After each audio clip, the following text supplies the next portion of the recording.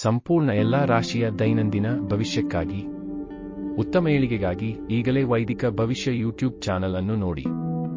ಧನ್ಯವಾದಗಳು. 9 ಬಗೆಯ ಭಕ್ತಿ ಸೋಪಾನಗಳು ಯಾವುವು? ಶ್ರವಣ, ಕೀರ್ತನೆ, ಸ್ಮರಣೆ, ಅರ್ಚನೆ, ವಂದನೆ, ಸತ್ಯ, ಆತ್ಮ ನಿವೇದನೆ, ಪಾದ ಸೇವೆ, ದಾಸ್ಯ. ಇವು 9 ಬಗೆಯ ಭಕ್ತಿಯ ಸೋಪಾನಗಳು. ಭಗವಂತನನ್ನು ತಲುಪಿಸಿಕೊಳ್ಳಲು ಇರುವ ಮೆಟ್ಟಿಲುಗಳು. ವಾಲ್ಮೀಕಿ ರಾಮಾಯಣವನ್ನು ಬರೆದರು. ನಾರದರು ಲೋಕ ಕಲ್ಯಾಣಕ್ಕಾಗಿ ಜನಿಸಿ ಬಂದವರು. ಹನುಮಂತ ಸಹ ರಾಮಾಯಣದಲ್ಲಿ ಸೀತೆಯನ್ನು ಹುಡುಕಿ ಸುದ್ದಿಯನ್ನು ತಂದು ಶ್ರೀರಾಮನಿಗೆ ಮುಟ್ಟಿಸಿದನು. ಪ್ರಹ್ಲಾದ ಸನ್ಮಾರ್ಗದಿಂದ ತಂದೆಯನ್ನು ಎದುರಿಸಿ ನಿಂತು ಮೋಕ್ಷವನ್ನು ಪಡೆದನು. ಪರೀಕ್ಷಿತ ಮಹಾರಾಜರು ಸರ್ಪಯೋಗವನ್ನು ಮಾಡಿ ಪೂರ್ವಿಕರಿಗೆ ಪುಣ್ಯವನ್ನು ಗಳಿಸಿಕೊಟ್ಟನು. ಹೀಗೆ 9 ಭಕ್ತಿಯ ಮಾರ್ಗಗಳ ಮೂಲಕ ಭಗವಂತನಿಗೆ ಹತ್ತಿರವಾಗಿ ಮೋಕ್ಷ ಆತ್ಮ ಸಾಕ್ಷಾತ್ಕಾರವನ್ನು ಗಳಿಸಿಕೊಂಡವರು. ವೈಜ್ಞಾನಿಕ ಕಾರಣಗಳೇನು?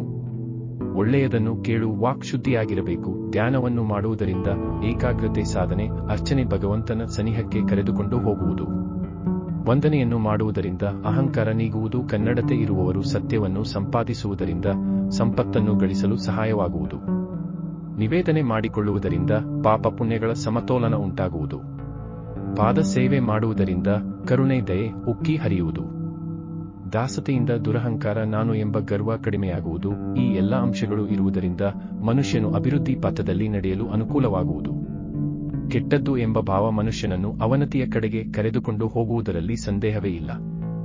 ಗಮನಿಸಿ: ಮದುವೆ ವಿಚಾರ, ಆರೋಗ್ಯ, ಧನಲಾಭ, ಶತ್ರುನಾಶ, ಉದ್ಯೋಗ, ಮನೆಯಲ್ಲಿ ಶಾಂತಿ, ಸಾಲಬಾಧೆಯ ವಿಚಾರ, ಪ್ರತಿ ಸಮಸ್ಯೆಕ್ಕೂ ಉಚಿತ ಪರಿಹಾರಕ್ಕಾಗಿ ಕೂಡಲೇ ವೈದಿಕ ಜ್ಯೋತಿಷ್ಯ ಚಾನೆಲ್ ಅನ್ನು ಸಬ್ಸ್ಕ್ರೈಬ್ ಮಾಡಿ ಹಾಗೂ ಇನ್ಸ್ಟಾಗ್ರಾಮ್ ಅಲ್ಲಿ ಮೆಸೇಜ್ ಮಾಡಿ ನಿಮ್ಮ ಸಮಸ್ಯೆಗೆ ಪರಿಹಾರವನ್ನು ಕಂಡುಕೊಳ್ಳಿ.